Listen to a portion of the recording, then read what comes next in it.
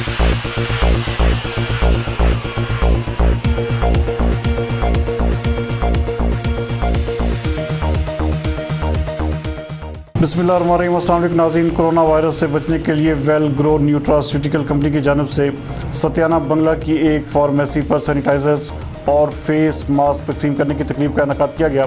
हमारे नुमाइंदा खसूसी शहजाद अख्तर के मुताबिक इस तकरीब में MP चौधरी आदिल परवेज सुल्तान गुजर, सत्याना बंगला के SMO डॉक्टर अब्दुल मनान चट्टा, तहसील सदर पाकिस्तान तहरीक इंसाफ जड़ांवाला चौधरी सनाउल्ला गोरसी, चौधरी माजिद इमरान गुजर, वाइस चेयरमैन बैतुल माल समेत दीगर इलाका मौजूदीन ने शिरकत की। इस मौके पर आवाम में सैनिटाइज़र्स और मास्क भी तकसीम किए गए।